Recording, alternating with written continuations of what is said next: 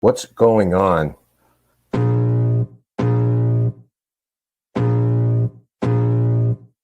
I can feel the blood creeping up from the heathens. Got will, got fight, got pride, got reason. If they wanna go eat, then you know I'm gon' feed them. If you're coming for me, hope you're ready for a demon. I got eyes in the back of my head, I'm seeing. Take me for granted and you know I'm leaving. I'ma take what's mine with the webs I'm weaving. I could take this crowd from seeing to believing. Got a taste for blood and my tongue keeps bleeding. From the words I spit, so sharp, so freezing. So cold, behold, frostbite they feeling. I could tear you apart or I could go heal them. Don't believe in fate, don't believe in ceilings. I just need a taste and my mind starts feeling. I don't pace myself, I grind on kneeling. Got lust for change, I just love the feeling. I ain't gonna give up. Got too little time, I'ma live up. Head down, push forward through the tough times. Cause anything worth doing is a tough climb. I ain't gonna give up. Got too little time, I'ma live up. Head down, push forward through the tough times. Cause anything worth doing is a tough climb. Cause I'ma live life for the fight, yeah, I'm here to get it. I got drive, got sight, always have a vision. I don't lie at night, I be in my feelings. I'ma be fine, need time, and I'll soon be winning. I live life for the fight, yeah, I'm here to get it. I got drive, got sight, always have a vision. I don't lie at night, I be in my feelings. I'ma be fine, need time, and I'll soon be winning. I can feel the blood creeping up from the heathens. Got will, got fight, got pride, got reason. If they wanna go eat, then you know I'm gon' feed them. If you're coming for me, hope you're ready for a demon. I can feel the blood creeping up from the heathens. Got will, got fight, got pride, got reason. If they wanna go eat, then you know I'm gon' feed them. If you're coming for me, hope you're ready for a demon.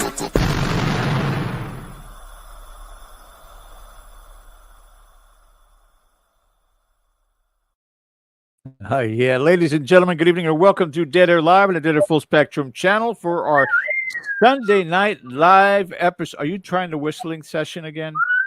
I'm trying. Get some connections there. I'm not giving up on that. Woo! For those of you who joined us last night on the Patreon account, we had a very interesting night with Ken and Rise Up Paranormal, Cody and Satori. At the Alley Theater, their third visit, our second visit with them, and it didn't disappoint again.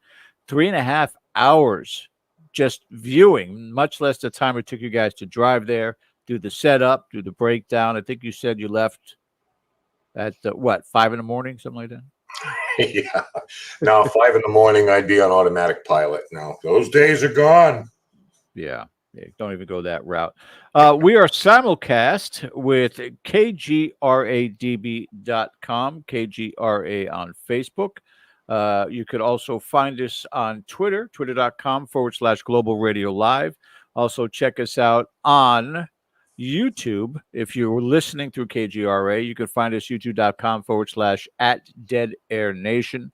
And another Facebook first, facebook.com/Dead Air Full Spectrum. Our own personal Twitter, dead_spectrum. And as I just mentioned, Patreon account also, which you guys want to certainly check out. $3 for membership, and you get involved with the town hall. You get to see all the wonderful content. And from time to time, these live investigations that we do at Rise Up. So thank you guys again for joining us. We're making it so far, Ken. Little Debbie. Tropical storm Debbie is pushed mostly out into the Gulf, but it's going to curve above us. So it's going like this over me. Yeah. All right. So, but we are going to get some of the outer bands already did. We needed the rain. It works out wonderful. I'm happy about that. So can't stop eating Little Debbie, huh? No. And the bottom line of it is the West Coast is getting all the waves that are coming in, the storm surges and all that stuff. So we're doing okay. Shouldn't have a problem with tonight. I'm glad because I cannot wait. My wonderful, wonderful friend, we've had her on before, Elizabeth Saint, is joining us tonight for the full 2 hours. And I'll tell you what, guys, we've got a lot to cover and a lot to talk about with her. And I cannot wait to introduce you guys to this extraordinary individual from this field and beyond. So make sure you guys stick with us. Don't forget to hit the subscribe button if you've not done so before. The thumbs up is very, very important for us, especially for you guys that are devout viewers. Always click on that thumbs up, and the reminder bell, as Ken demonstrated, certainly an important part of this as well. So before we bring our guest on tonight, Ken, anything that you wanted to add about the investigation last night? Some really successful experiments that we did.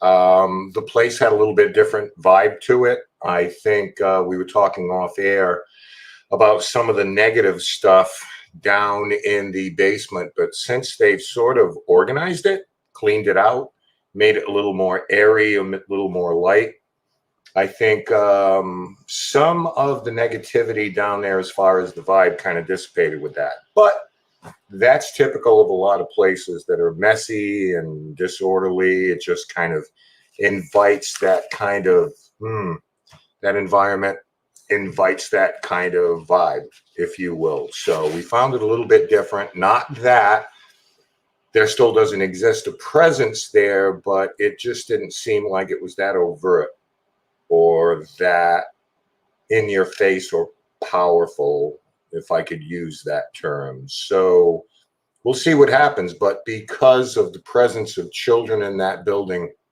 I'm fine with it. I am totally fine with it. But hey, thanks for everybody who tuned in last night. I hope you stuck with us as long as you could. And I hope it was entertaining for you. We had a lot of fun, as you know. But I always like to go to a theater and play dress up, George. We all do. It was close to a Naval College scandal, as you can get. But again, they did some amazing experiments. And by the way, again, if you guys are part of Patreon and you did not get to see it live, guess what? You can still watch it. Yep. It's not gone. It's not in the Ethernet. You guys now can watch it at your leisure. Take an hour at a time if you want, but a very interesting and entertaining investigation, to say the least, hosted by myself and the very lovely Erin Bush. So make sure you guys do check it out for sure.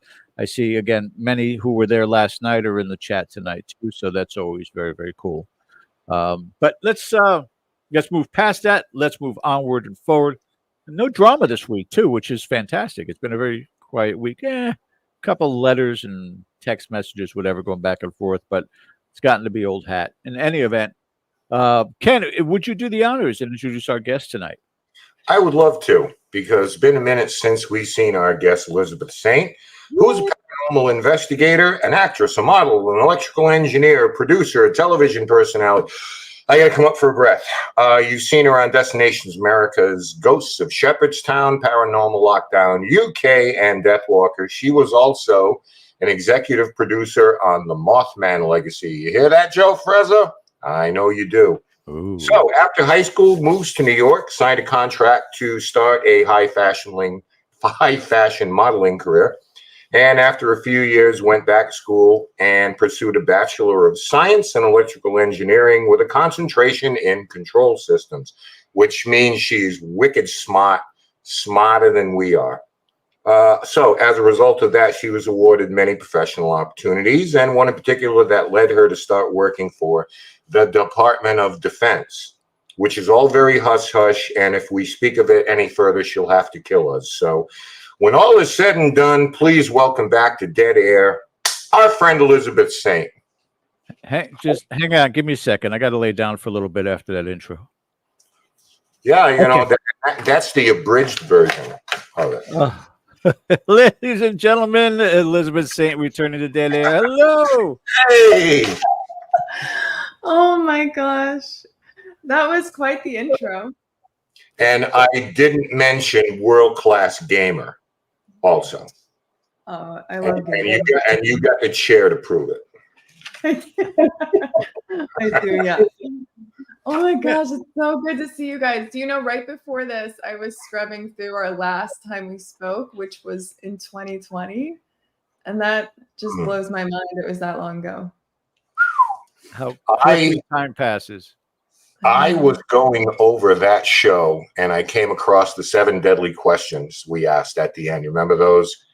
if you had a time machine, would you go forward or backward in time? Yeah. If you know, and it's man, you were in deep thought on those. You were in Yeah. deep thought. Yeah, I Weird think. listening to yourself. So when you, especially 4 years ago, so much has happened. Things change. You Hmm. change. Well, I was going to say it's been, George, since the pandemic. We spoke to Elizabeth, right? Yeah. Because everything went sideways, and we had this at least going on to keep our sanity a little bit during that. you know. But Elizabeth, man, welcome. It's so good to see you again. Missed you. I missed you guys too. So, what you been doing? Wait, should we take it like year by year or? You know what? I think I took, well, I know I took some much needed time off, to be honest. I Yeah. think I needed to take a step back for a bit and reevaluate what I wanted to do in the field and for myself. And so I've been doing, for so long I was doing so many projects for other people, and I really wanted to step back and start doing some stuff for myself. And over the past few years, I've been involved in some interesting projects. I got to do The House in Between Two. I worked a bit with Steve Shippey on some of his investigations for his Patreon, which was a lot of fun. So I dabbled a bit, but I really needed some time to kind of reevaluate what I wanted to do, because I've been putting projects that I've been wanting to pursue on the back burner for so long.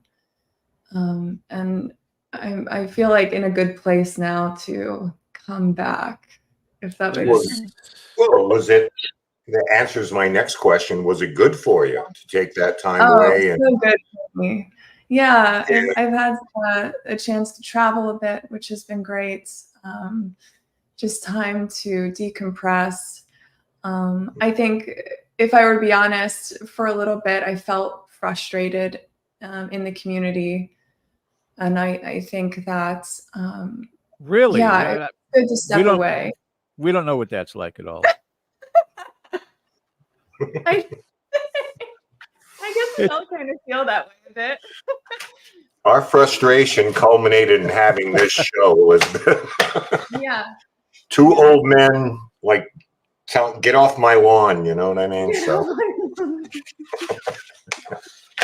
Yeah. That time away, was it more of a vacation or a staycation? No, vacation. Yeah. Yeah? Yeah. Good. Would Yeah, you get a I chance to think travel so. anywhere interesting, or you stayed in the States? Or not that there's not interesting places in the States, but No, yeah.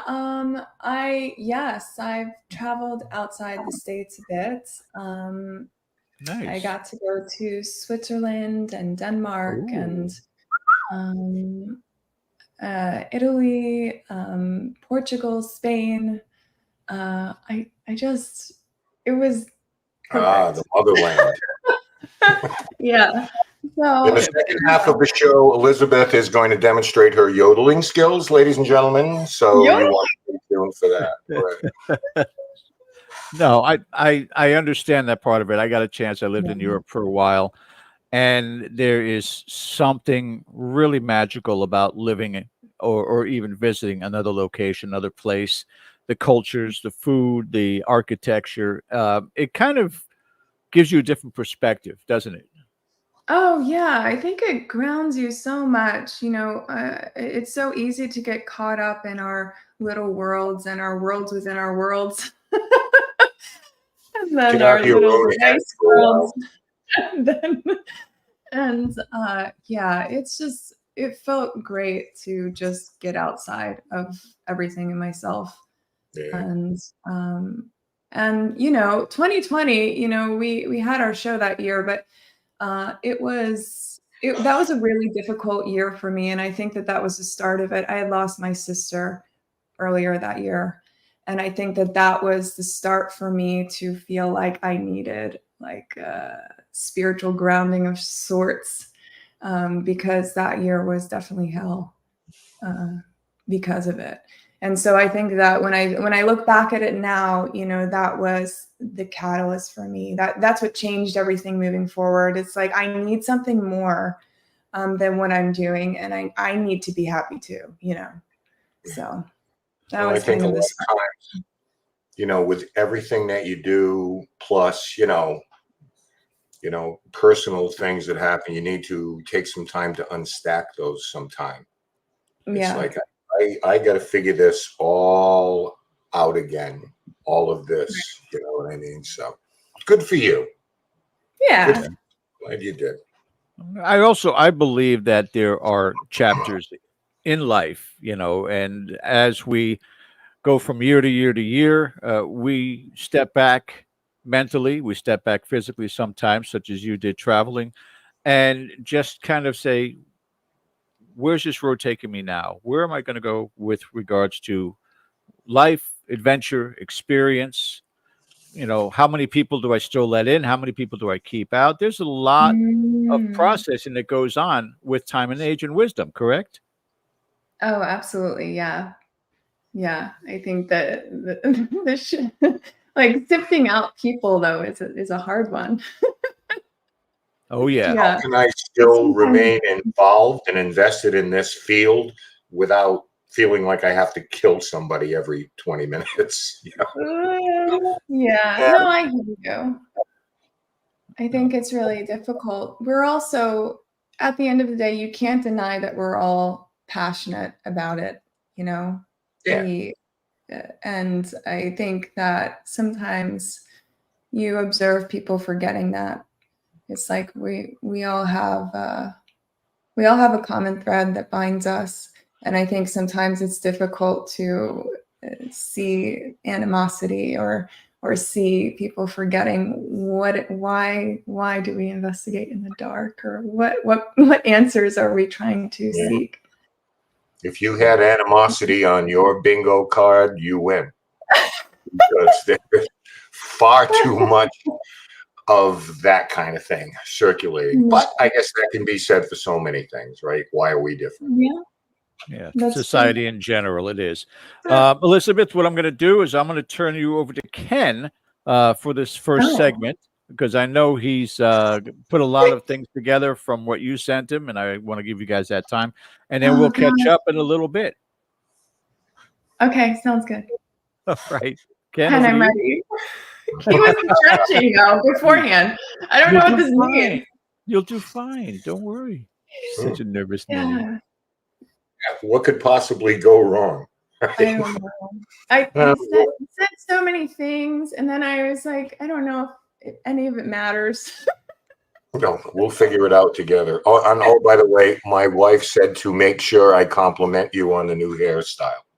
Oh, thanks. Thank Says you. make sure you tell. Oh my God, she looks so good. Make sure you mention that. Oh, that's so sweet. Thank you. So, listen. There's a lot to cover on tonight. We are going to get into some techie stuff. In the second Okay. hour, we've got a lot of photos, a lot of videos of the things that you've been developing. And I got probably 1,000 questions on what and why and what the process was for, Yeah. how you said, okay, hey, this is needed. I would like this to do this from a personal perspective, right? But I mean, Absolutely. as far as paranormal experiences getting into your life and where you've gone, you started having those at a very young age, right? Yeah.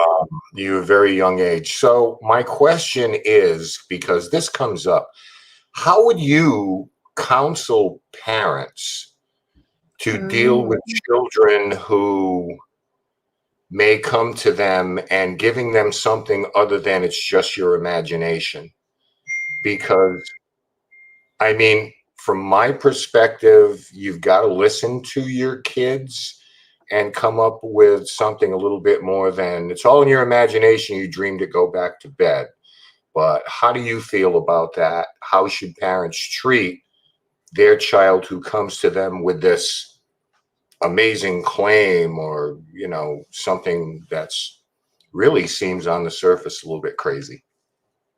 No, absolutely. I think that, my parents were amazing parents. You know, something though I wish sometimes that I know for me is just, I get it. Your parents, you're exhausted, you want to sleep. Like if a child comes in late at night and says that they saw something in their room, which Yeah. happens to me a lot, uh, it's hard because you're wanting to get sleep because you have to get up for work the next day. And you're just like, oh, it's all in your imagination. Don't worry about it. It's okay. I think that for parents, it's good to remember there's a fine line, right? Because kids have an extraordinary imagination. And so you have to be careful with that. But at the same time, it doesn't hurt to just very calmly ask, well, tell me about it. What did you see? What happened? And why did it scare you? And what do you think we can do maybe to make you feel better about it in the future? Like just questions are sometimes, I think, your best friend in those situations, because then it doesn't make the child feel invalidated or make them feel like they're all alone. And I think that is sometimes that's the most important thing, to feel like you're not alone in your experience, Yeah. you know, Well, the other thing, I not think it feel like keeps, it's your imagination. right. I think it keeps or encourages communication too, right? Because if you're Yeah, denying what they say, then there will come a time it's just they're not going to, the hell with you. I'm not going to tell you anything then. right. Exactly. And then you start building up this secret life, because well, what's the point of mentioning anything if you're not going to talk to me about it? Yeah. Um, so yeah, I would just encourage open communication, and yeah, sometimes it's tricky because yes, kids can also make up so much, But I know for me, sometimes I felt quite alone because the experiences I had started when I was 4, at the house that we had moved into, Mm. and so I was introvert anyways, but it definitely didn't help when I didn't feel like I could talk about it. Yeah. Yeah, Well, like I say, it keeps those lines of communication open, even if it's like, listen, let's go back to your room. Let's go look at some things. A yeah, lot of parents say, well, let's look under the bed. And they think they're entertaining some type of vivid imagination, but there's a way to go about it, I think, that can be comforting. Like you said, just the idea that you're not alone. Because if you can't turn to the people you love, then where are you going to go? right. Yeah. I think that I treat it equal to any adult telling me their story or telling me what they've experienced. It can sound extraordinary. It can sound really hard to believe, but not for a second am I ever going to doubt someone else's personal experience. Who am I to doubt it? I wasn't there. I didn't experience it. And if the individual, it doesn't matter if they're an adult or a child, like you can feel how genuine they are in the experience that they had. You can't dismiss it. I think we would be a fool to. Yeah. And I think that children are so close to the place we used to be. How can we ignore what they say? I think sometimes we're the lost ones. We're not pure anymore. We're Right. they're more knowledgeable, I think, in some ways than we are. So what happened with 10, 13, 15-year-old Elizabeth now? Was this Mm. something that you still kind of carried around, or was that like, okay, that's in the past, I've got other things that, you're focusing on, or was this always still in your back of your mind with this paranormal kind of thing? Yeah, it was always in the back of my mind for sure. I played a lot of sports growing up, which kept me really busy. I played about 4 sports a year, and I was exhausted most of the time. But that is one thing that was always constant for me growing up, was the paranormal, and it was the only thing that I was interested reading in. Anything that had a mystery, was something that piqued my curiosity. But when it came to the paranormal, it just always felt like I had this giant secret that I just wasn't sharing with anyone. Um, and that was hard to live with for a long period of time. I didn't have anybody, I didn't know anybody growing up that had the experiences that I was having. And even as an adult, it wasn't something that I spoke about. You know, if I was talking to someone, having a normal conversation and saw something, I never mentioned it. I just acknowledged it and kind of moved on. And that was really hard for me. And moving down to the DC area for my job with the DoD was probably, it was one of the greatest moments of my life because I got to do something professionally that was quite amazing. But at the same time, it was the thing that pushed me into the paranormal, and exploring that side of myself, because I had moved into an apartment at the time that had activity to the point where I could not ignore it anymore. And other people were validating it for me too. So This is I no not, longer felt like I was crazy. I felt like, oh my gosh, like this is actually happening. I need to really look yeah. into this. Now, was this when you had this apartment? Was this when you went back to school the second time that you had that apartment, or was it during your time where you were in New York City with a modeling Yeah. contract? What was the time frame? So no, this is post New York City. I had about a year left of school. My job with the DoD started as an internship and then turned into a consistent job. And so when I moved down to the DC area, and I got an apartment in Fairfax, that's when I started having activity there. And it started off with dreams, but then it started becoming more in my face. And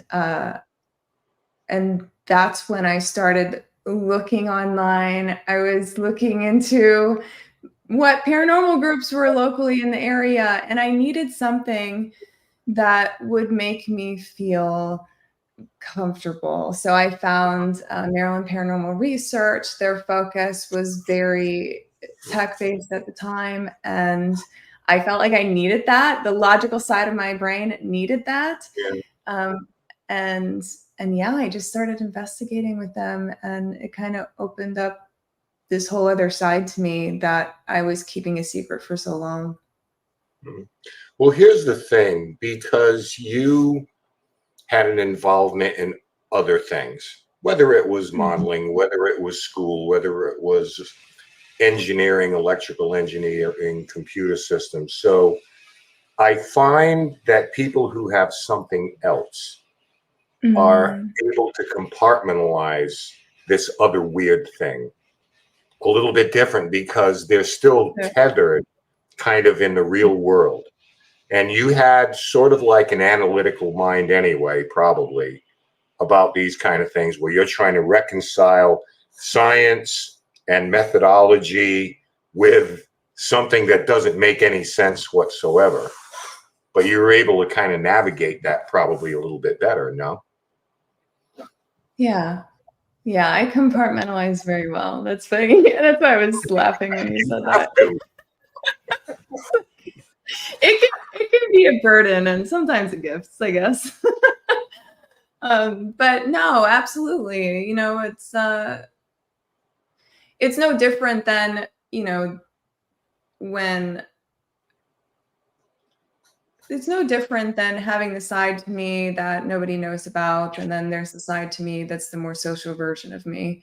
You know, I think everybody is kind of like that to an extent. And I don't know, the paranormal for me, and here's another thing too. It was so sacred to me as well because I felt so connected to it.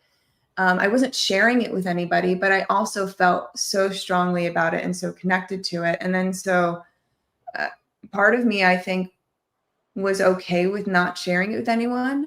I think the funniest thing is, you know, when I was approached to do Ghosts of Shepherdstown through my paranormal group, right? And at the time, I thought to myself, like, I don't know if this is really something I want to do. I don't want friends and family and people to know this side of me. I don't want them because it was so sacred to me. And I remember thinking to myself, like, I've never heard of Destination America. I doubt anyone even watches Destination America, you know, like no one sees that. No one see it. It's perfect. It's fine. It's fine. It's totally fine. And I think like the episode 1 broke like 1 million in viewership, and my life completely changed. I had people messaging me asking me, is this real? Or are you really into this? Oh, you're just acting, right? Because you've done acting. So you can't possibly be into the paranormal. Right. I got raked over the coals season 1. It was horrible. Being online was horrible. People were horrible. It just it was hard. It was definitely hard to come out with that side of myself. It wasn't easy. It's got to be frustrating because people will point to that aspect of you in terms of acting and doing, and not so much the academic or the intellect side. It's like, no, seriously, this is what I do. I design this stuff, you know. It's like, trust me, that was honestly the most frustrating thing for me, because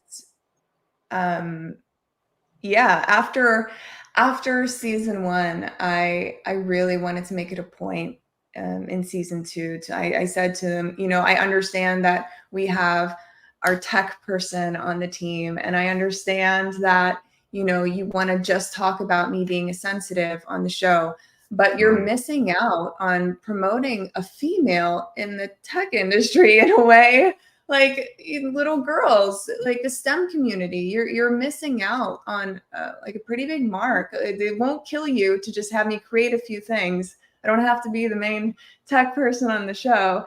And after season 1, because social media was so bad, I made it a point on my own dime to go to as many conferences that would let me in, just so I could specifically give a tech talk, because I had it. It's like, I will not be just known as Elizabeth Saint, the actress pretending to love the paranormal, you know, like that was really difficult for me. I've spent my career, you know, not doing that. The one thing that I think that we're conscious of on this show is celebrating women in the paranormal and always advocating for strong, I hate to use female characters, but cast members. I don't know, insert your word here, folks. But having women in a sort of leadership type of role in these shows, because they're influential, good and bad. I think people get a skewed sense of what it is we actually do. You know, when people call and say, I need an investigation, well, you know, hang on there, partner. Tell me what's going on, because they can be intrusive things. Let's decide if that's the best route to go. But to have a woman in that kind of role, it never made sense to me, because in terms of polls and things like that, for what they're worth, there are more women who are immersed in the paranormal and metaphysical than there are males. But yet it's disproportionately more of a male gig. And never made a lot of sense to me. I think it's because of the people who are watching. Yeah, I think it's the strong female audience, probably. I don't know. I hear you, and I also never understood, like, people are more than one thing. We don't have to just put them in a box, you know. But yeah, it was frustrating at the time. I'm so glad I don't feel that way anymore. But in the beginning, it was definitely difficult, the transition, especially because, like I said, it was the paranormal side of me in my life was kept a secret, and that connection was so strong for so long. And then it just felt like I had done something wrong, opened a door I didn't want to open, and it got tainted in a way. And I kind of hated that in the beginning. Yeah. I appreciate your honesty about that. It's good to hear, Yeah. all sides of this. Speaking of Shepherdstown, I want to ask you something Mm, because this was a sure. little bit different. In Yeah. as much as you spent an extended period of time there. So you were Yeah. able to do a case study, which is not unique, but it's pretty rare where Yeah. you're in a place for an extended period of time through all sorts of conditions: hot, cold, day, night, bad weather, good weather, different people coming and going. What was it like to kind of spend that time in a town and become immersed in the culture of that town, get to know people, kind of get the flavor of the town? Um, what was that experience like? Rather than come into town with a bunch, set up cameras, spend 3 days, bye, see you later. That I think that was the thing that people found the most interesting watching it because you started to Mhm. connect to people. Yeah, absolutely. It's Shepherdstown is such a unique place. It's so sad that I only live, an hour and 15 minutes from it, and yet that's not the location that you would hear about. Usually it's like Harper's Ferry is a big one around here that people talk about. But Shepherdstown, uh, cute is the first word that came to mind just because they had an actual town meeting to allow us to film the show there. Which I thought was kind of crazy. Like, wait, they're having a whole meeting and welcoming us in, which felt, you feel Mm. kind of honored with that. Unique place. Chief King, people were very personal with him. They had his phone number. I don't have anybody's number here. My local police. I feel like All I right, see someone different all the time. fess up It's now. Were little old ladies making you cookies and pies and stuff? Fess up. No, No, but we did no. have Dana, our historian, on the show, and she was perfect. She had so much knowledge. After we were done filming, she would go down and do these ghost walks in the town and get all dressed up. And it was the town itself has an amazing energy. You feel it when you're walking the streets. I had never experienced something like that before. Everything, like you're saying, it's very rare to be able to spend an extended period of time at some of these locations. You just go in for a night, maybe 2 nights if you're lucky. But this was different because it was day, night, middle of the week, weekends. You're just, season one. I would travel back and forth because I only lived an hour away. Season two, I lived there, and that was a totally different experience too. But the whole vibe of the town was incredible. I felt like people were welcoming. I worried a bit that maybe it was more than they expected it to be, but the whole area is fantastic. There was just so much history. You felt like it was connected there. I mean, you could spend more seasons there, no doubt, especially this whole area. I mean, the Yeah, DMV area is just flooded with history. sure. Yeah. If you're just joining us now, you're watching Dead Air. Our guest, Elizabeth Saint, who we haven't seen for a little while. So, Hi, uh, everyone. I'm reading everyone's comments too, by the way. So I'm seeing what you're writing. Hi. she lifted the restraining order. That's what it was. So she can come back now because we've been after her since the pandemic. Going to bring George back in, and in the second half, just want to let everybody know if you have a question for Elizabeth, please get them into chat. We'll star them. We'll put them aside, and at some point, we'll be more than happy to get them to her, and she'll respond to you. I have a bunch more questions, but we're going to wait. And in the second half, we're going to talk a little bit about you as a developer and some of the gear that have, because I have many, many questions. But Sure. thanks, Elizabeth. I'll leave you with George. I'll be back later. Okay. Yeah, when it comes to equipment, Ken's paranormal nipples are hard right now. This is the stuff he really gets into. That's so great. TMI.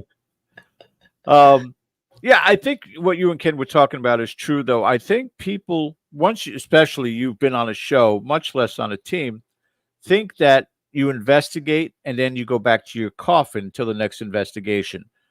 They don't look at Mhm. us as actually having lives and doing other jobs and having other interests.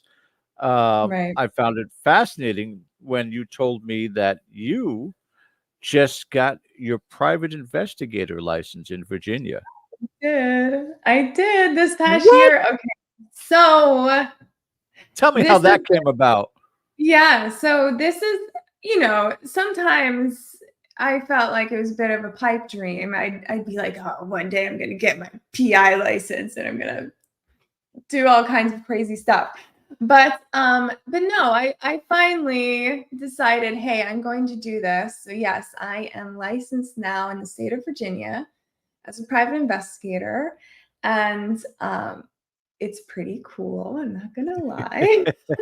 The whole inspiration behind it, though, was something I want to do more of in the future. Is more documentaries, crime based, and so I felt like it would be beneficial for me to actually get my license as I start doing background and research on some of the projects that I want to do in the future. And then and I take on cases on the side every once in a while now, which is Really? kind of cool. Yeah.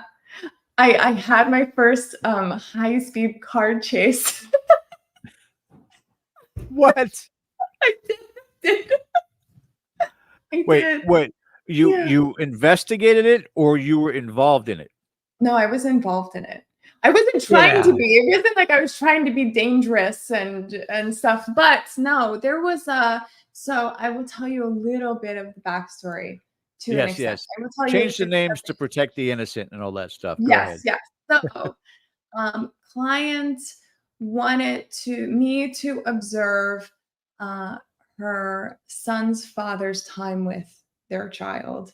And apparently, he was taking the child to the bar and getting plastered whenever it was his time during the week. Oh, not And cool. so I showed up early at the bar. I sat there, watched the game. On the dot, she's like, "Oh, they'll probably come in at like 6 p.m."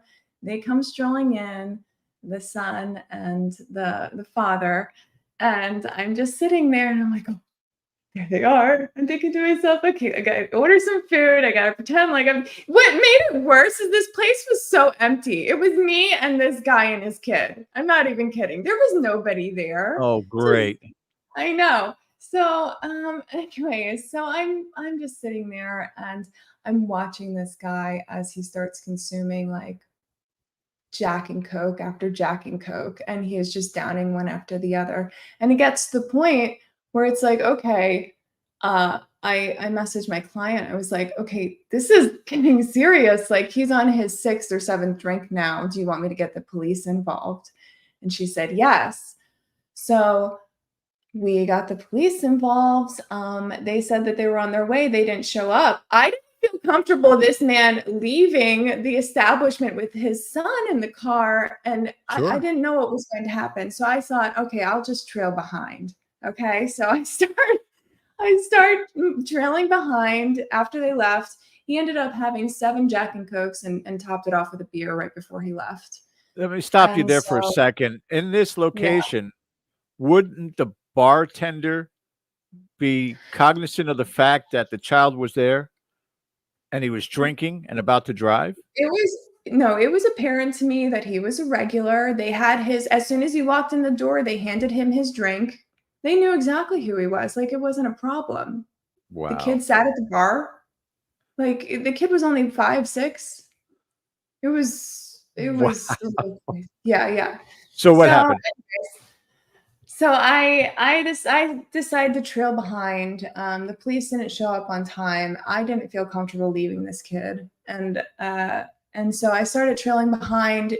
Guy blows through the first red light, and of course I'm not going to blow through the red light. But I had an inkling that maybe he was going to be headed home, and he was. So I knew where his house was, and so I started heading that way, and eventually caught up with him, and then. And then it was almost like he was kind of dodgy. I don't know if he was like swerving on the road. And so I started moving faster with him to stay with him because the police were trying to find where I was simultaneously. Anyways, long story short, he must do this often, but he dodged into gas station, hopped out of the car. Police finally arrive. They told me to pull off to the side to the parking lot so I'm not spotted. I told them everything that happened. They approach him because they didn't witness his erratic behavior while driving or break any laws.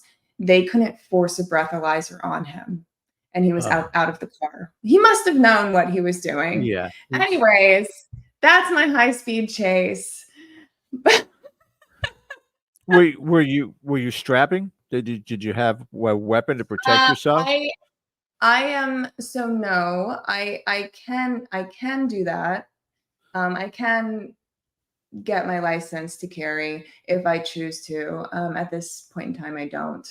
So Have you considered it, or are you I considering don't this? plan on doing these kind of cases all the time. All it takes is I one. did That's take it. the opportunity. Yeah. How do you add in, going back to the paranormal twist, Yeah. your intuitive abilities? Would it apply to these type of investigations? Whether it's about the individuals themselves, the energy surrounding them, things like that. Mm. Would that be something that you would incorporate with those abilities, those skills? I think so. I absolutely believe that. You know, the kind of cases that I want to start looking into, I mean, there's about 400 kids a year that go missing in the state of Virginia, and it's It's a shame. it's an insane amount. It should never happen. And of course, some of these are custody cases, some of these are runaways, but then you have the ones that aren't. And I think that,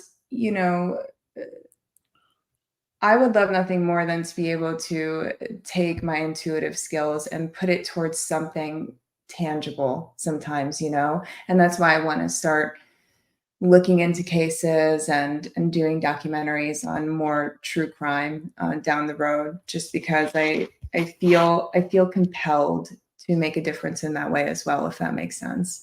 And absolutely, I feel like the background in our field can be a crossover to an extent, can kind of hint you in the right direction. I know there's people in the paranormal field too that they do this sort of thing. Anyways, Oh, they sure. they will use their equipment. They will go out, try to search for people, try to close cases that way. So I know that there are definitely people out there that do this. Let me ask you about that. That's because it's topical right now in the field. I won't get into Yeah. it on air with you about it, but what are your thoughts on the perspective from law enforcement with regards to that? In other words, I'll use a hypothetical. Elizabeth Saint is in Shepherdstown, and they happen to say, yes, this woman is missing. And through your intuitive skills, you're like, it has something to do with this particular bridge and under the water. And they locate this individual, this deceased person, and now they're looking at you as being involved in the murder because all of this superstitious stuff, all of the supernatural Mhm. abilities, come on, it doesn't work in a court of law, so you must be one of the suspects with regards to this. How do you think that really should be taken prospectively? And of course, each town, each particular government body would be different. If you go to a local, they may be more accepting to it and the possibilities. You go up that food chain, and now it's just, bureaucracy. We're going to just go ahead and say you had something to do with it. What's your take on Ooh. that? Oh, that's so difficult. I think because I know that there's people, I know there's mediums out there that actively work with law enforcement and help them with their cases. And I think to an extent, you really have to build up a relationship with law enforcement, even to start doing stuff like that. If you don't, yeah, you can easily just be the scapegoat in those situations.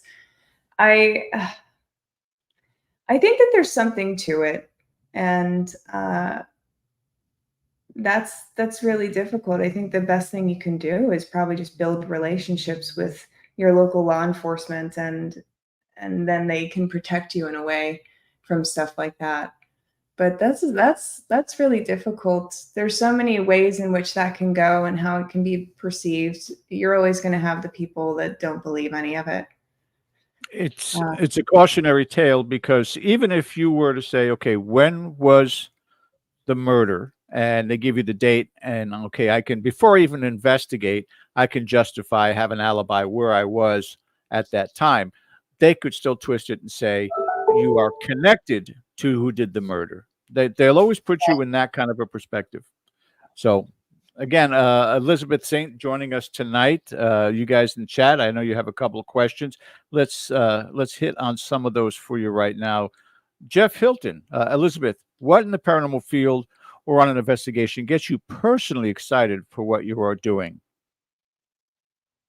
Solving unsolved crimes, right? Yeah, yeah, exactly.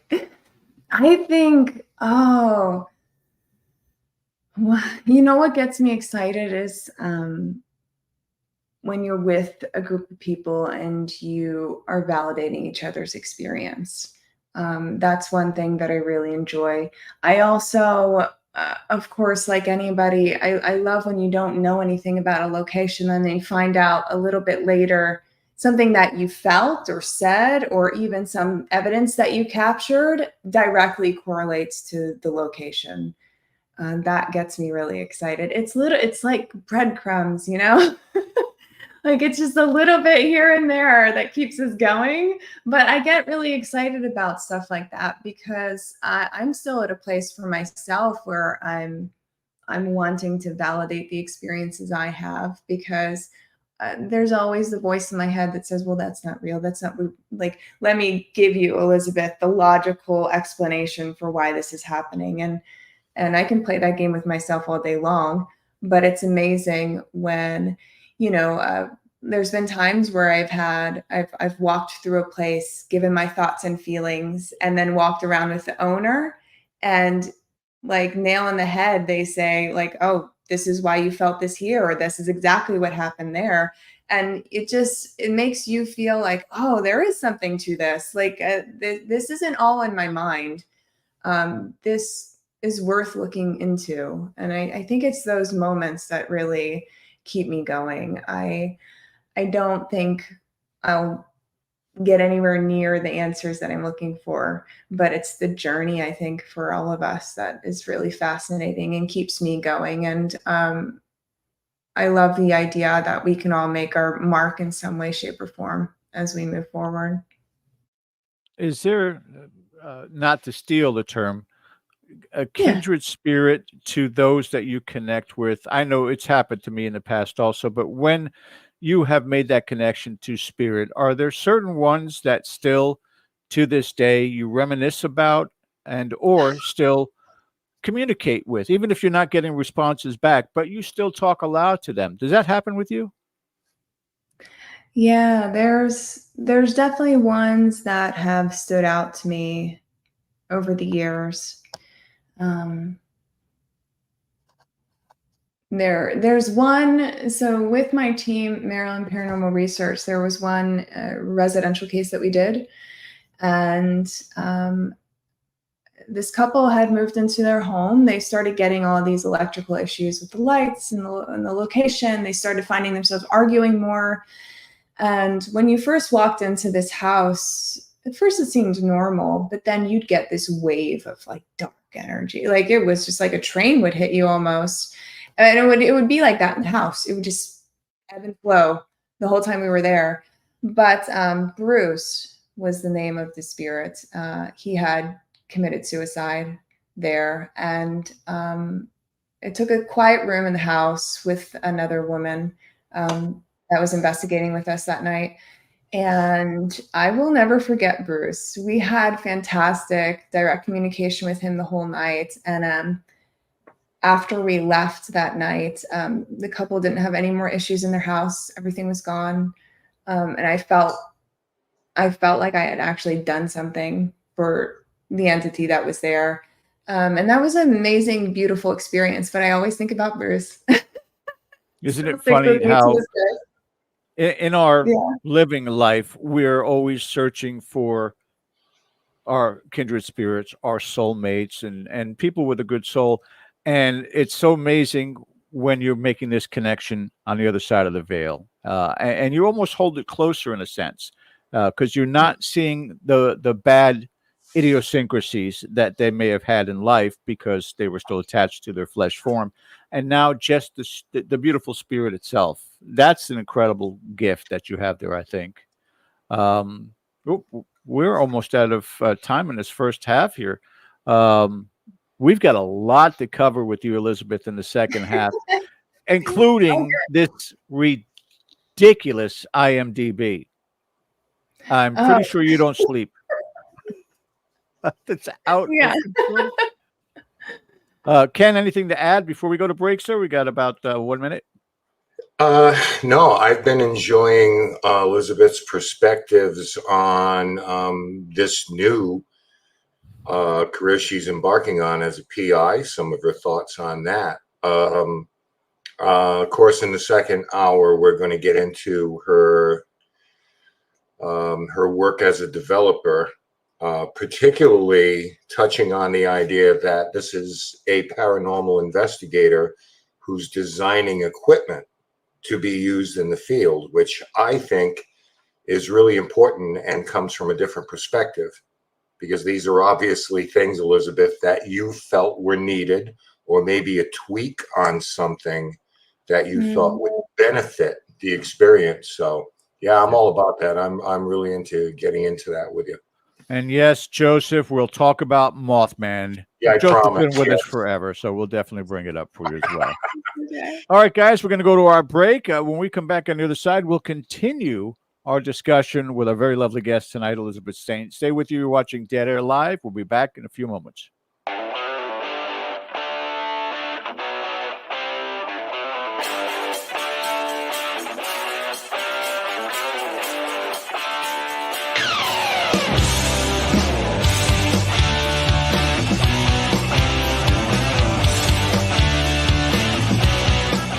Hey members, the new KGRA DB app is now available on iOS and Android devices. Gain on-demand access to any KGRA DB programming.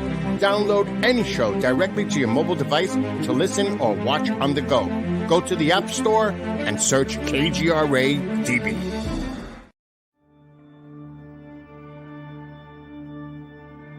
As UFO reports come in from around the world, the Mutual UFO Network, MUFON, is there. We continue to explore new cases and build our massive database. We share our information with the world in a number of ways. If you would like to be part of our investigative team, you are always welcome. What could be more exciting than exploring the UFO question firsthand? Join MUFON, find your friends.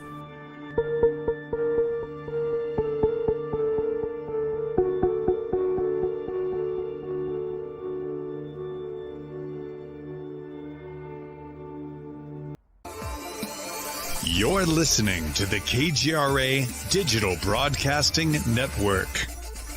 We provide unparalleled coverage of trending news in the world of ufology, cryptozoology, and paranormal phenomenon.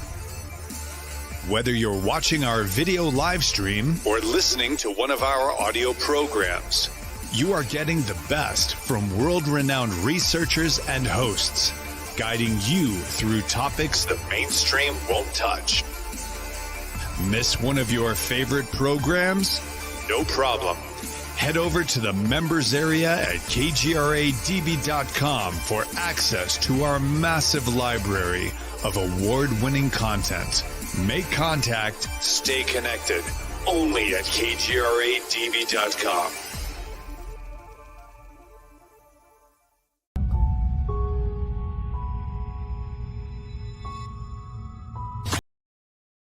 Okay, guys, welcome back to our second hour. A very special guest, Elizabeth Saint, going to be back with us here in just a second. As you can see, some of last night's live investigation at the Alley Theater. Ken, what's happening here?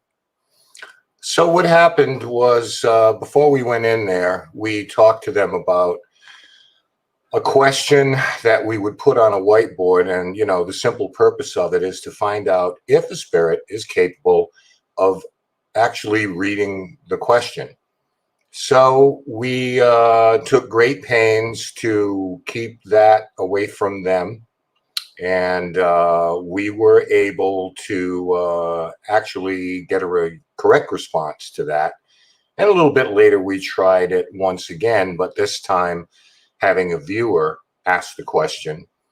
So the only thing I can offer everybody is that, again, we took great pains last night to keep this controlled. So it was a wonderful experiment, and it yielded positive results. So every once in a while, we like to do something a little bit different and kind of test the possibilities for this type of thing. So they were able to do that, and in both instances correctly. And it was interesting how a spirit energy could actually read this, because they kept the message coming, it's blurry, I need to focus, which I thought was pretty interesting.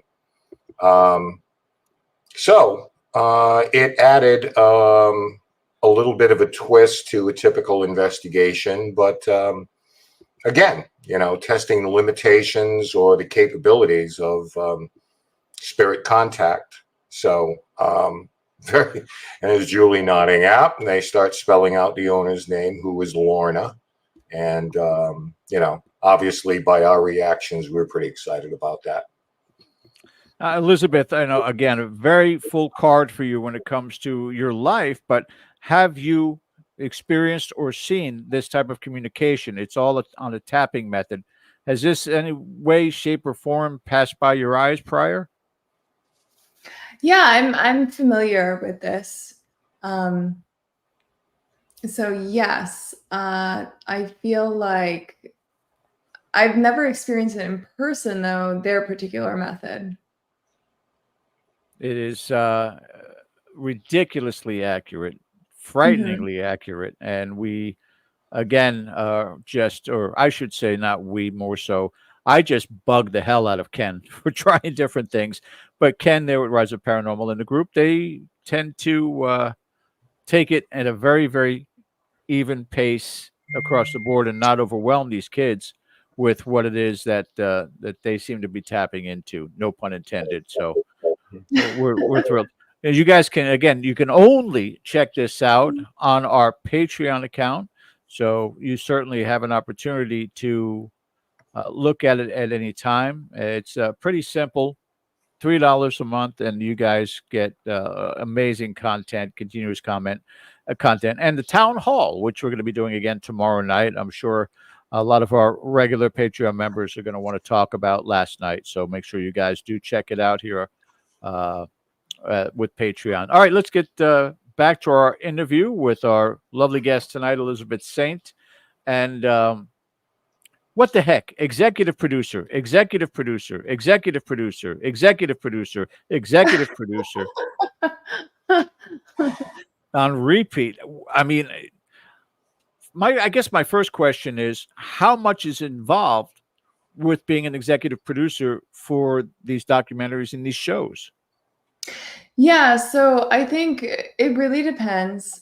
Some of them, well, for a period of time, you know, when we had VidiSpace going, a lot of those shows, we were so heavily involved. We were the ones going out to locations. We were the ones filming, traveling, editing. So very involved in those. There's a few on my IMDb where it was just a monetary thing. I believed in the filmmaker. And unfortunately, the Mothman is one of them. So Seth Breedlove, I've always been a fan. I think he does fantastic work in the community. And there were a couple years there where I was donating to his to his Kickstarter campaign, and because it was a certain amount, you get executive producer credit. So unfortunately, that was one of those films. But I am still such a fan of the Mothman story in general. It was, I mean, I hate to bring it up, but back in 2002 when Mothman came out, it was such like a big film. That was so cool to me because I was like, oh, maybe we're going more mainstream now. Maybe more people are going to be interested in this stuff.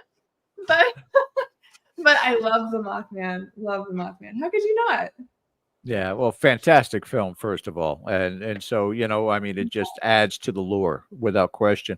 But it's one of those things that, again, you, me, Ken, we're all as investigators would love that experience. We've had countless experiences when it came to spirit phenomena.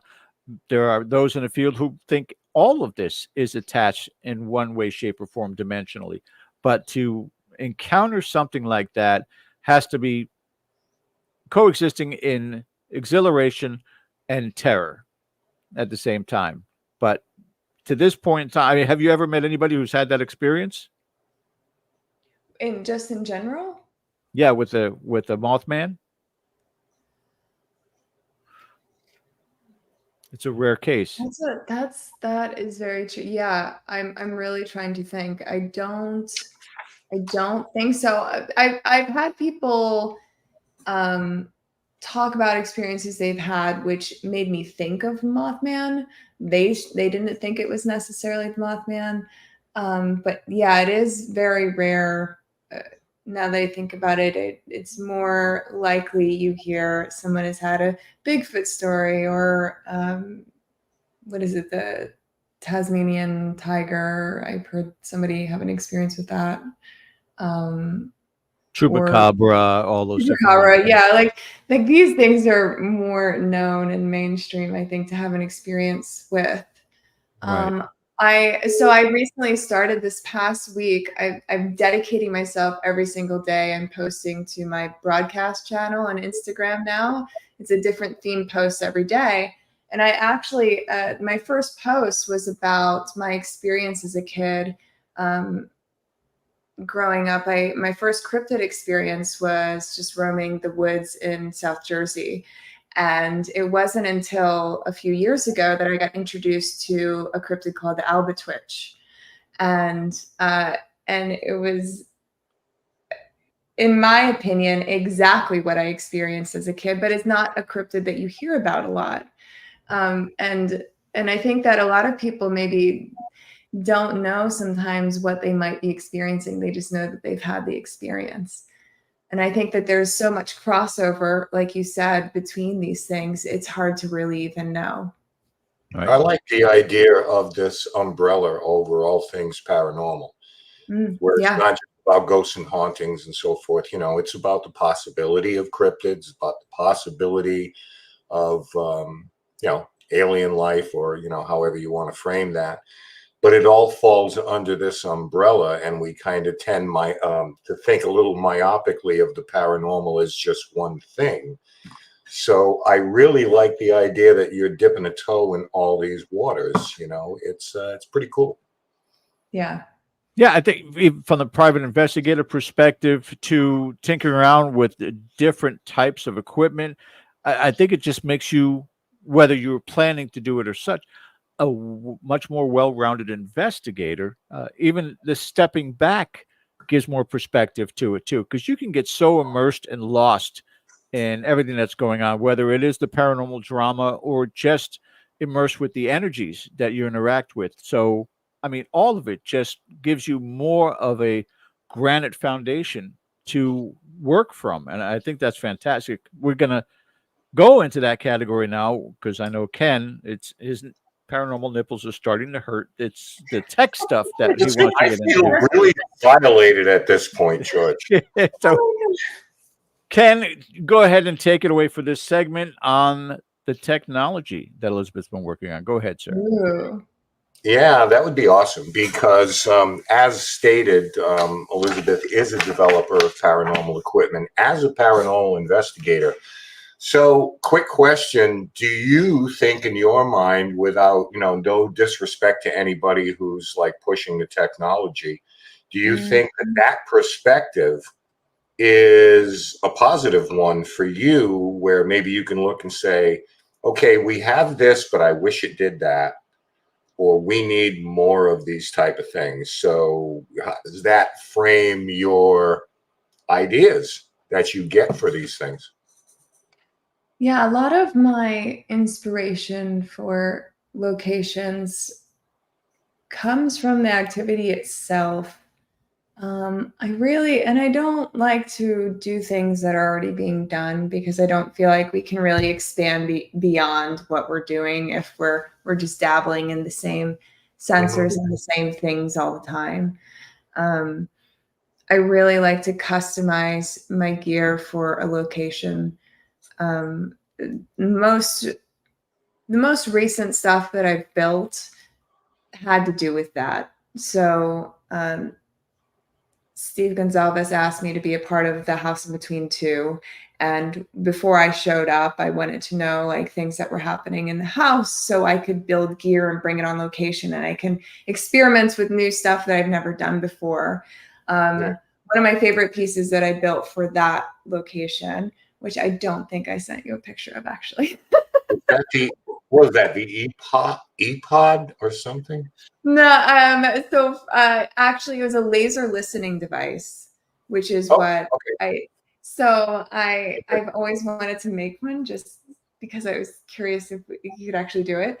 But I was curious if, if nobody was in the house at all, would the house still communicate with us? And so I wanted to build a device where I could listen to it from the outside. So the device I built, you point the laser at one of the windows and then you can listen in to the house inside and you can hear voices on the inside of the house, which was really cool to build and just experiment with. And do I Right. think it was going to work? I don't know, but I wanted to just dabble and see anyways. And that's always kind of been my philosophy. Whenever somebody brings me to a location, I build things that I think make sense for the location that we want to validate, and also something a little quirky that maybe will make no sense, but how do we not know unless we try? So that's kind of always been my philosophy. And it's hard sometimes when you go on investigations, and I want to get excited about the gear sometimes that people have, but it's really difficult to for me because I feel Yeah. like so much more could be done. Yeah. And I know last time I was on, I talked about this too, more knowledge for people to know what it is that they're actually using, what the limitations are of the gear that they hold in their hand. But you also can't deny, as gimmicky as something could possibly be, you can't deny when multiple things happen at once either. Right. Like, and I think that's the hard part. I've witnessed someone using a piece of equipment that I do not care for, and we had one thing happen and another thing happen, and then it validated that moment. And I also don't believe in coincidences. So it's difficult. I have a very logical side of me, but then there's a side of me that has had experiences with the equipment that people use on a day-to-day basis in the field.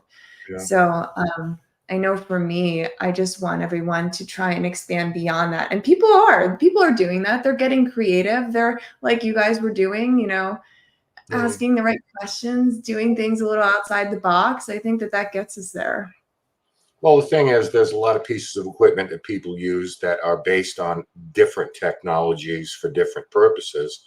But because of their availability, we kind of introduce them into what we do, whether it's environmental readings or something like that. But designing something specifically for maybe a specific location that can be applied at other places, Right. I think that is way cooler than just picking things up off a shelf. To that end, I got a short video that I cropped down that you sent me to give you just kind of an idea of the kind of things that Elizabeth comes up with. So let's take a look at this, and we'll come back on the other side, talk about it a little When bit. I think of like what makes up a lightning storm, you know, I think of cloud formation, electric fields, plasma, changes of pressure. So each piece of equipment that I brought for you guys tonight will actually be able to produce some characteristics you would find in a storm. So the first piece of equipment that I brought for you guys is actually a Van de Graaff generator that produces static electricity. You know, people have a lot of theories about using static electricity and paranormal phenomena, like there's some kind of correlation between the two. So this is Jacob's ladder. The spark you'll see generated between the two copper electrodes actually is so hot that it can be considered plasma, which you'll find in a lightning storm. We've used Jacob ladder many times before, and we've had good results with it, so it'll be interesting to see what happens when the other devices are running too. The next thing I want to show you guys, I'm going to set up an ion motor, and that's also where I'll be doing the data logging of the atmospheric sensors. Okay, great. So I actually configured this one to have a negative ion output so we could build up the atmosphere and hopefully, you know, convert it over eventually to a storm. Okay, outstanding. Now, in looking at all of this, and I know you do EVP work and communication type of things, but a lot of the things that you design seem to be more involved in presence, a reaction for the presence of something there. And then once you establish a presence, okay, let's go to the next step. Okay, we know there's someone here or something here that is an anomaly. Maybe it's environmental, but then you go on to the next step. So that's the thing that I really, you know, just kind of interests me as an investigator, to see something that's just kind of like, okay, I get it, because we all hear about thunderstorms, lightning storms, the ionosphere being charged and all the rest of that.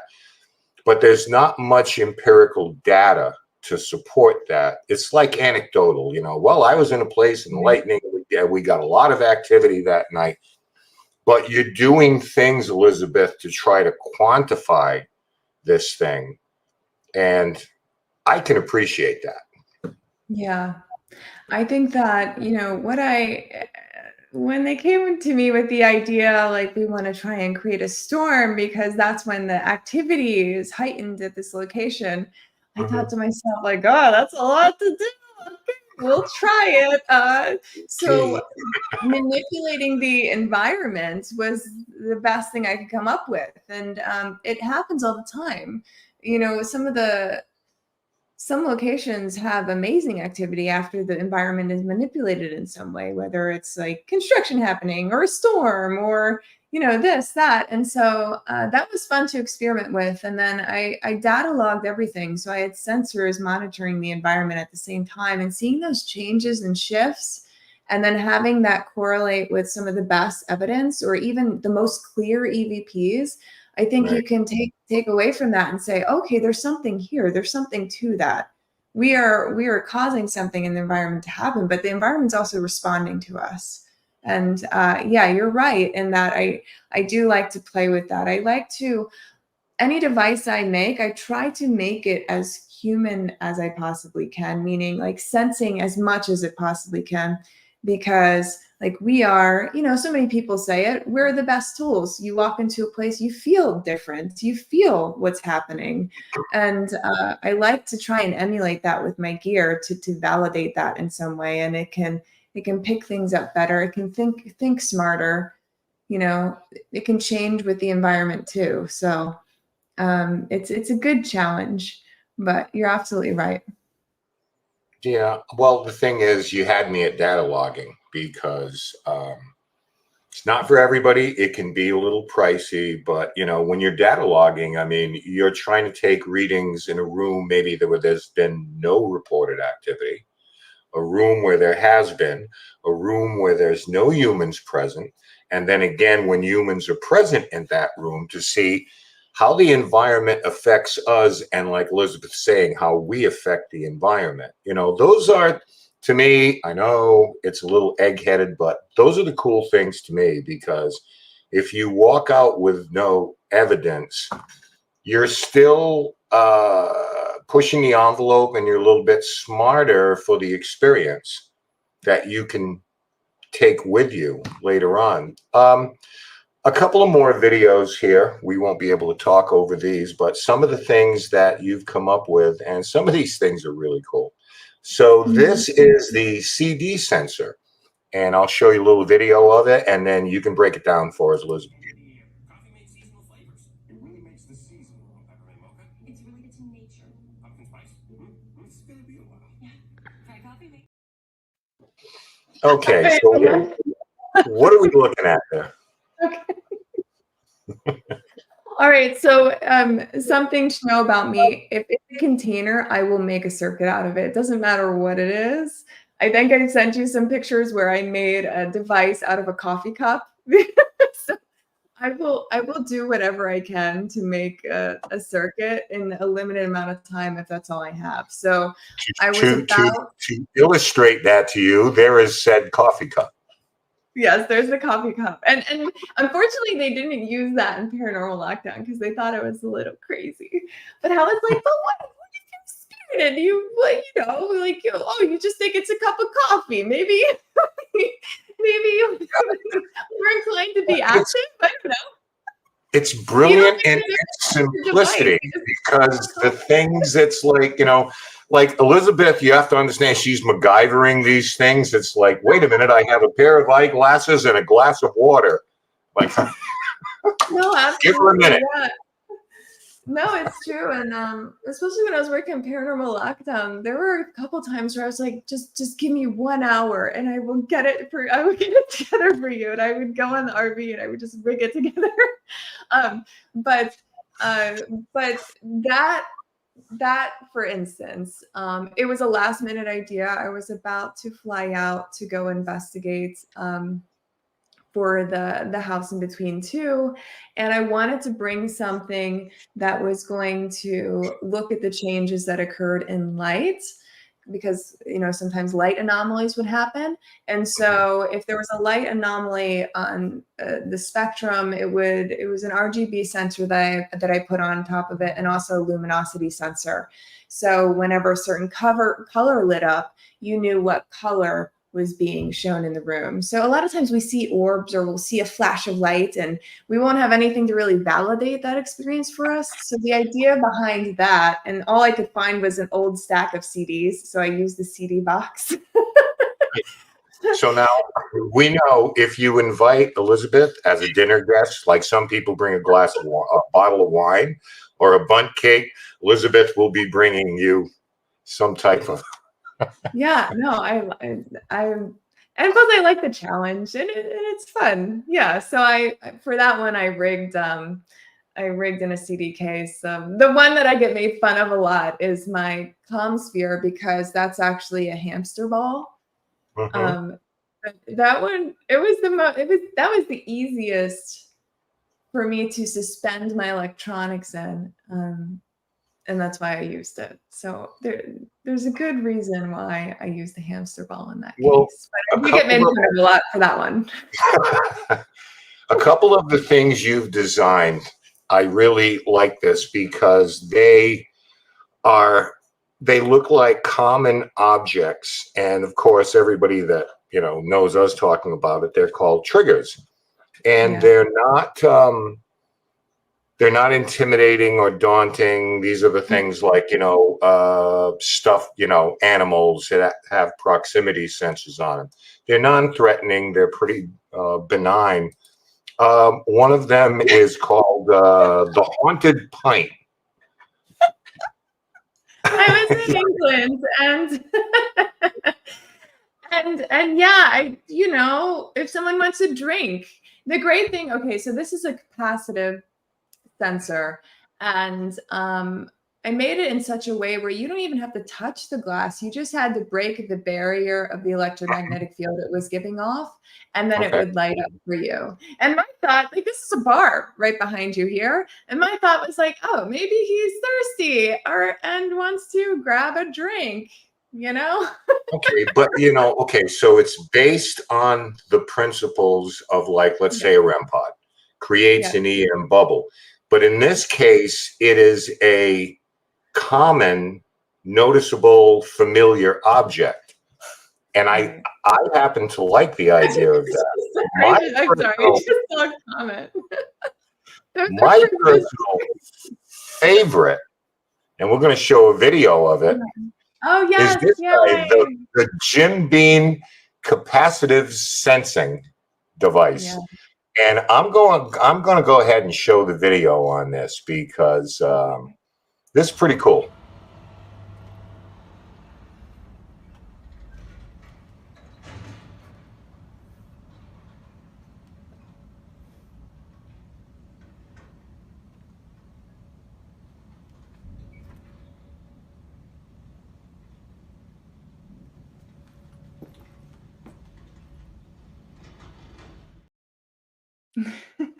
Okay, so again, a familiar thing that doesn't look like it's, you know, going to harm anybody, but the different glasses, depending, is so it's directional, like which glass is being touched, you know. I just, it sounds like, and it's not simple to put together, but it sounds like a simple principle, but sometimes those are the best.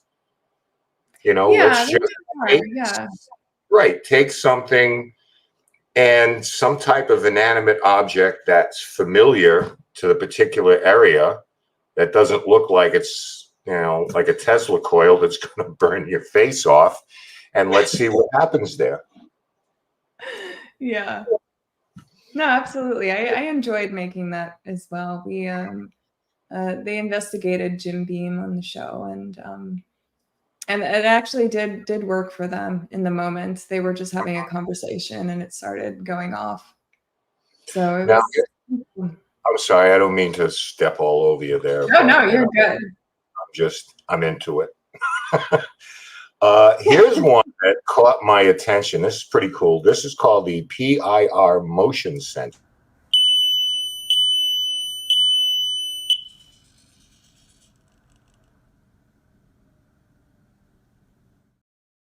I must have it. All right. So, okay. You want to know what that's made out of? That's a picture box from Michael's. Like one of those spinning picture boxes. And so it had great ball bearings. And I was like, oh, I need to use this because I can just add a motor and it can turn up any direction I want it to turn. And again, I can't stress this enough. They all look like very benign things that belong there. It's not like we're putting this thing with wires coming out of it and saying, hey, go touch that. It's like, screw you, I'm not touching that. But these look like very familiar, typical, everyday objects. So to me, there's a method to this madness. Yes, it's a box from Michael's. We've probably seen them, you know, all over the place. I wanted to ask you about the light detector. So short video on that. Well,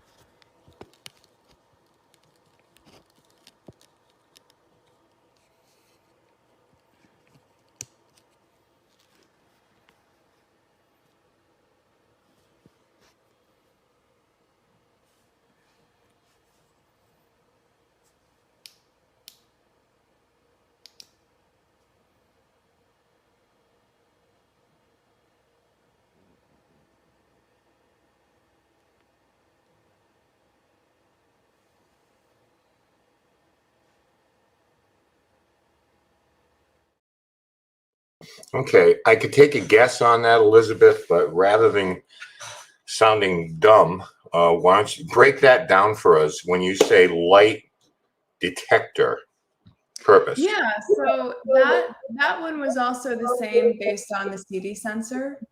And that was my first prototype of it, experimenting with those sensors. And when I was turning on the flashlight, it was just showing you how it was detecting that band of light specifically.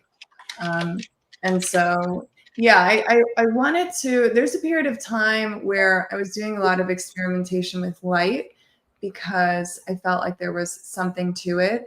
There was even a collaboration I did with George Brown, who does the GeoBox, where we had both put our heads together and created a box that used laser, the conversion of light to sound, because we thought, you know, if these anomalies are light entities at all, maybe it would help translate the sound that's coming through on the EVPs in real time better. So I still think that there's something to it, and I would love to explore more with it. When I see light detector, something comes to mind immediately. And I don't know if you've seen something like this. We've tried it to some degree, but when we're talking about shadowy figures, okay, and the way I equate this is, how do we find planets if we're aiming at a star that's 1 trillion light years away? And the way we do it is we focus on that star, and we measure it in lux. But what is the brightness of that star? So what we do is, all of a sudden, let's say, simple purpose, it's 10 lux. And then all of a sudden it becomes 4 lux. And then 12 or 24 hours later, it goes from 10 to 4. And from 12 to 24 hours later, it goes to 4. So obviously something's blocking out the light we can't see, ergo we found a planet because it's orbiting that star. So what we try to do is put a light source into a light meter, hook it up to a computer to take a reading every second.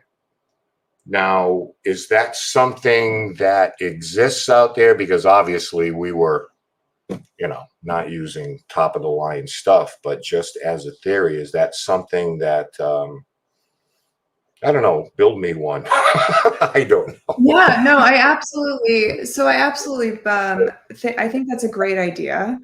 I think that there was a device that I was experimenting with that it rotates as well and has laser beams that come out of it in different directions. And what it would do is it would baseline every so often. And if there was the slightest change in light, that it would signal and go off and let you know. I think a step up from that would be data logging it and seeing those changes happening in real time.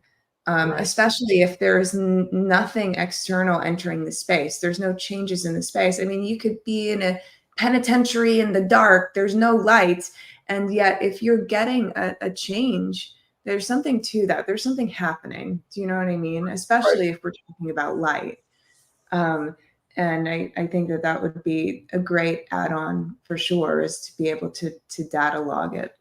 And see those changes over time, especially when there's no reason externally why it should exist or why it should be there. And that's what I was hoping some of those light sensors would pick up too. If it's saying that there's something lighting up in the space and it's completely black and no one's in there, like there's something going on. Right. Yeah. Or if it's something we label residual that at a certain point passes by it, 3 o'clock every day, I see this woman go into the closet, those type of things. It's like, I would love to, just be able to kind of, it's a notion, it's an idea, but I would love to build on that. One thing was a geobox, which geobox to me measures vibration, correct? Mm-hmm. Okay, so this is a fascinating little thing with the this lasers. This one is the geoport. That was the so everyone knows that the geo boxes, the geoports that George Brown makes specifically. And so this was the collaboration I was talking about that I did with him, where we felt like we could potentially make the EVPs more clear if we had the sound travel via light instead. So that's why we used the lasers, and it had had them convert the sound over of any EVPs that were coming through. And the cool thing about this device is if you broke the beam, no more sound was coming out. So you really needed the light beam in order to communicate. And that was a really cool experiment to do. And I wish we could do it on a larger scale, because I think there's something to it. There was an experiment I did once where I had set up a bunch of mirrors and had different lasers going through them, because I felt like it would help build the energy more in the space. Right. And finally, before I bring George back in here, what was the idea to kind of redesign Michael Persinger's God helmet? Yes. So, I was in contact with him before he passed, and his protege became a good friend. That's And awesome. so I reached out, and if you order the God helmet from the site, it comes in like a baseball hat with sensors on it. And we were doing this experiment. The early prototypes look like colanders. Yeah. No, I love it. I personally love it. Right. But for the show, I needed to give it a little bit more oomph. So I kind of wanted to kind of pay homage to the original God helmet, which I think was like a ski helmet design, and they put the sensors on it when they were doing their experiments. And so I got a motorcycle helmet, and I got their blessing in order to redesign it. And you have to do it a very meticulous way, because the sensors have to be a certain distance apart on the head in order to operate correctly. So yeah, it's I loved doing the redesign for it and being able to use it in the episode. We got interesting results from it as well. But yeah, that one was close to my heart, because then it was such a shame when I found out that he passed too, because I felt like, there's something to that work. The biggest challenge is doing it in a controlled environment. And it would be something in the future that would be really neat to do, do an extended experiment with the God helmet at a location. I think something interesting could come from that. Just stimulating the limbic part of the brain, but now we're just showing off. Yeah. Hey, before I get out of here and George takes over, I wanted to make sure we did not get out of here tonight with talking a little bit about ScareCon. And if you want to fill everybody in on that, and if there's a link or someplace they can go, I think we have a link for tickets through a couple of agencies, and we will put those up in the comments section. But we'll be back a little bit later on to close it up, Elizabeth. Thank you so much. Thank you, Ken. Yeah. Ken's going off screen to have a cigarette, because that to him was better than sex. Talking about all that tech equipment, which, by the way, I do have a little bit of a hurt feeling. 4 years ago, I told you about the greatest idea on the planet, which was a rollout pad that would light up if something walked on it. And you said, that's awesome. And then nothing. No patent for me. Wait. We do have something similar to that, though, that we have used. They're connected panels that when you just brush your hand across, they light up. And so if anything passes over them, they light up. And you can actually, Paranormal Lockdown in the UK, I was able to strengthen them with IR, and so you could create it from floor to ceiling. So if anything passed through the threshold of the panel from the floor to the ceiling, they would light up, and that was really cool. So we can do it. Poor fruit. Okay, that's all I wanted to hear. That the possibilities are there. I want to get to this question real quick before we continue on from our good friend Matthew, aka Android Paranormal. I'm a weather geek, so I am dying to know if you ever investigated if there's any truth to a thunderstorm increasing activity of a haunted location. So I have experienced this myself. George, have you? Yes. And cold Yeah, weather. Hot weather absolutely. just seems to kill everything, I think. Yeah. No one wants to be in it. Yeah. But no, absolutely. So two things. There have been times where I've been monitoring a location with different atmospheric sensors, and it will pick up the change in, the pressure and the change that is associated with the storm. And I have also seen a correlation in the amount of clean, audible EVPs we will receive at that point in time too. So I do know that there is a change. Um, and I know that I've personally felt it, but I also have evidence that shows that there is a change that occurs when that happens. Okay. There you go, Matthew. There's an answer for you there. So let's surmise with the time that we have left here, percentage wise, the paranormal is how much of your life today? Because it seems like it's more so a jumping off point for you with regards to some sort of a recording, a documentary, a film, something of that sort. And it's the best medium to get these things out there, get the information that's out there. I mean, being a foot soldier is wonderful. You get those experiences firsthand, which I still think is the most incredible part of this field. But being able to present the technology, the technique, the individuals in some sort of medium is certainly important as well. But just the core part of the paranormal, what percentage of that is Elizabeth Saint's life? Oh, that's a great question. I think because the thing is that it ebbs and flows in terms of, like, if I'm working on a project, it takes up the majority of my time. Um, Day to day, like, if I were to say this past week, I'd say 25%.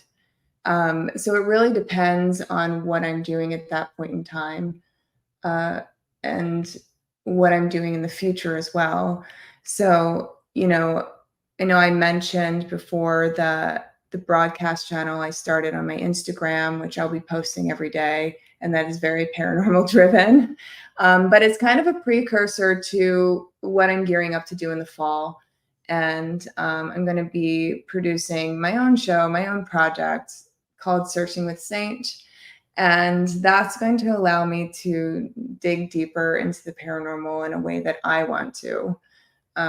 That's fully controlled by me and no one else's idea. And I'm really excited to start doing that. Yeah. Even I as you, see documentaries as in the future, but I'm still building gear. I'm going to be building gear for two things I've been asked to do in the fall.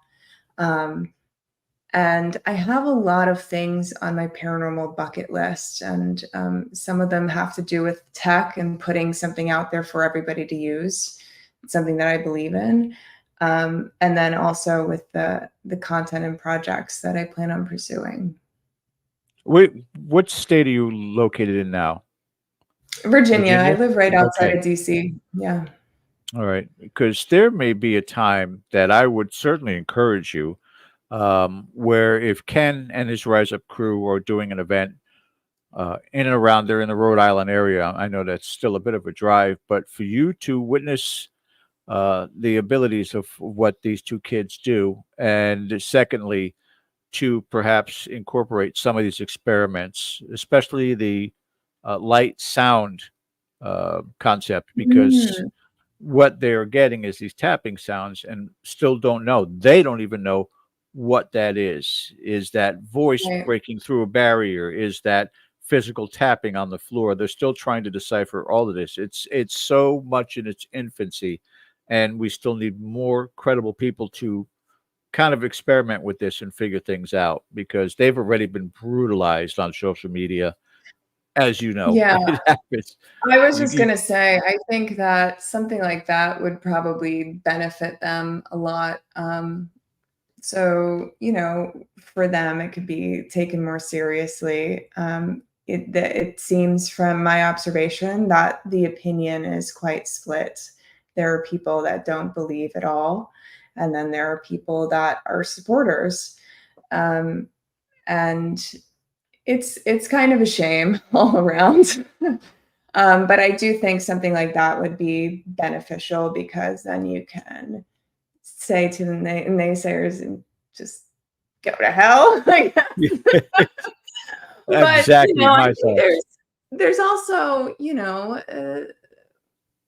part of this, everything that we are into um, requires you to believe a little bit too. You know, Sure, um, sure. I don't know how much we are supposed to know versus experience, and I think that And that's that's part of the learning, isn't it? It's yeah, that discovery of where their limitations are and what our limitations are is still something that I think is in still constant flux and discovery. And I don't know whether or not that means that there is flexibility on the other side, or there's still room for improvement technologically, procedurally on our side to grab more of those answers down the road, and pursuing it. For the amount that you are investing in it. I mean, you even said when you're doing paranormal investigating is one thing. Private investigating is contributory to other things in your life. I mean, they're all kind of intertwined, and I think that's what's amazing. And all this at the age of 22. It's amazing to me. thank you. It brings me, absolutely great joy to be able to talk to you about these achievements, these accomplishments, and that there's so much more in the road ahead of you. And again, you've got a couple of events that are coming up here fairly soon. Tell everybody where they're going to be and how they can best keep up with the exploits of an Elizabeth Saint. Yeah, absolutely. Yeah. So I'll be doing a ScareCon in October, the 24th through the 27th. That'll be in Vicksburg. And I will be there for a few days with the crew that pretty much it's like a reunion with the people that did A House in Between Two. So I'm excited about that. You have a And you can go table? on elizabethsaint.com You're to going to have a table at the ScareCon? yeah, I'll have a table and we'll be investigating some pretty cool places. I'm excited about that one. I'm going to build some gear before I go too. More gear besides what you showed Yeah, on the show? yeah, more gear. Where does What your happens inspiration is come I from? like recycle things too. So there's things that I've built that still don't exist. But Yeah, like a better helmet. yeah, Uh, exactly. where does your inspiration come from half the time? Is it just in dialogue with other people in the field, things that you see, or things that are outside the field that you can adapt to what we do as paranormal investigators? Yeah, I would say it's all the above, for sure. A lot of it is the location. It's the people will tell me stories about the location and things will just come to mind. That's the best way to describe it. And then I have to figure out a way to create it or adapt it or try to detect it the best way that we can with what we have. Are you finding at this point in time that that step away point and everything else that you've finally felt yourself in more of a comfortable scenario in your life, a comfortable position in your life as you move forward? Absolutely. Yeah, I'm really excited about everything that I have coming up. And I feel I'm in a good headspace, which I think is really important. I mean, mental health should be at the forefront with what we're doing for sure. I'm of no use to anybody else if I don't feel like I'm in a good place myself. So I'm really excited about the next couple years here and everything that's going on. It'll be a lot of fun and it'll be fun to jump in with both feet again. Well, we love it. We love to be on the sidelines watching all of this, and then every once in a while catching back up with you. I mean, 4 years is a long time, but Yeah, I we know. we've had the situation come about where we can now reach back out to you at different times and see what's going on with regards to your life. Ken, would you like to join us back in here, sir, at this time? But I think that again, first of all, 120 minutes, 2 hours just flew by with everything that we had to talk to you about. Sometimes people get a little bit skittish and they go, can I just do an hour? Ben Hansen, as an example, we had to pre-record him and it was only 35 minutes. But, again, he was preoccupied with family things. I understand that part of it. But having you on and just getting all of our viewers and listeners on KGRA a chance to get to know Elizabeth Saint the way that we do, it's been an absolute treasure and pleasure. And thank you so much for that. Thank you so much, you guys. This was fantastic. And Ken, anything else you would like to add? No, at this point, just basically to tell Elizabeth you're always welcome here, and down the road we'd love to reach out because it's an ever-moving thing. Life is kind of a buffet to you, so you're just kind of sampling a little bit of everything, and it's fascinating to talk to you about so many different things, and we appreciate you being here. We really do. Thank you so much, Ken. All right, and don't do any more Mothman documentaries, okay? Because it drives Joseph crazy in the chat. I mean, we might have to. I don't know. You take care of yourself, dude. Thank you again for joining us, and I will be talking to you soon. All right, thank you guys. Bye. Take care. Have a great night. Take care. Bye-bye. Elizabeth Saint, that was great. Sure. Ken, you had an announcement for tomorrow night. We got somebody special coming in.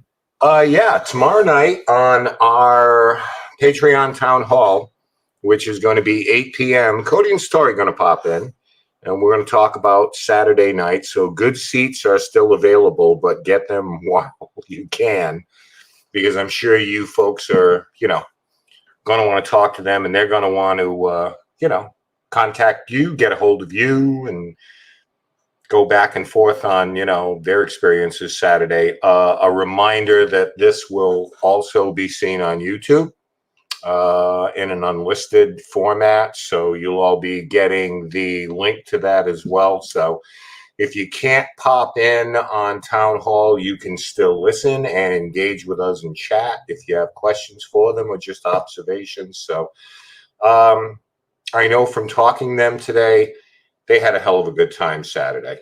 They truly did. Cody made it a point to get a hold of me today and just say simply, that was so much fun. So it's good to see that, they are back in the saddle, so to speak, with this kind of thing. And, it was a lot of fun. It always is a lot of fun to have them around, for sure. And my other announcement is Live from the Haunted Museum will be returning to Dead Air Paranormal, and the date will be Thursday, August 15th. And they will be on at 8 p.m. The return of the show. It's going to be awesome. All right. I want to thank all of you guys for joining us tonight. As always, don't forget to hit that like and subscribe button. And we will see you guys next week for our Patreon members. We'll see you guys tomorrow night in the town hall meeting. On behalf of Ken DaCosta, my name is George Lopez. Thank you for watching Dead Air Live. We'll see you next time. Have a good week. Take care. I see her rolling up, Uber black Cadillac, high heel boots and a sexy body full of tats. Baby's bad, oh baby's hella bad. After her there ain't no coming back. Wanna take a run at that. I think she's feeling me, turn it up a few degrees. My imagination of her body gets the best of me.